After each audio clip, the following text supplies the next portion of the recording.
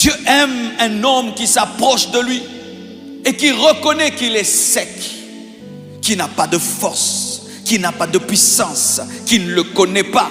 Et vous allez remarquer, tous ceux qui ont été secs devant Dieu, étaient sincères devant Jésus, ont été touchés par la puissance.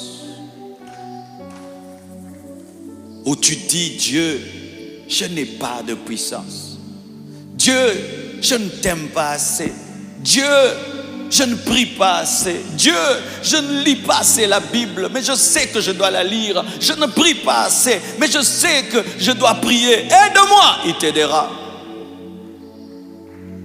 Tous ceux qui ont été touchés par l'Esprit ont reconnu que sans lui, ils ne pouvaient rien.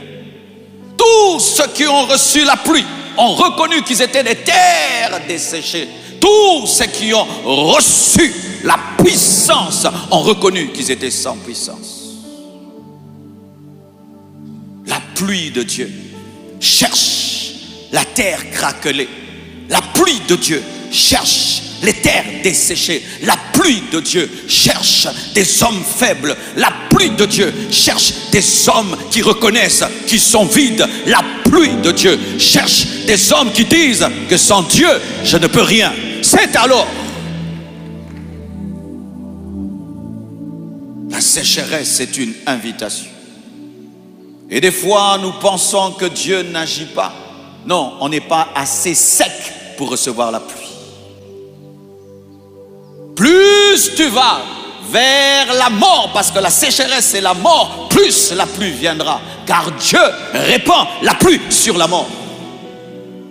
Lorsque tu deviens conscient que tu n'es rien sans Dieu, lorsque tu deviens conscient que ta force n'est rien, lorsque tu deviens conscient que le défi est plus grand que toi, c'est alors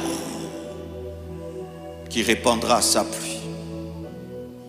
Le processus qui mène à l'expérience est d'abord un processus de mort à toi-même, où tu reconnais que tu es une terre desséchée. C'est alors qu'il répand la pluie. Car la terre desséchée soupire après la pluie. Le désert soupire après la pluie. Et lorsque tu reconnais devant Dieu que tu es un désert, alors la pluie de l'Esprit se répandra.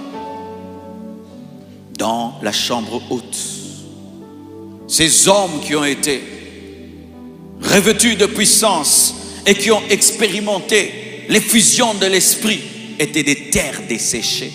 Il y avait un Pierre dans cette chambre haute qui venait de renier Jésus, qui venait de fuir devant le danger, qui était conscient qu'il ne pouvait répondre à l'appel de Dieu avec sa force.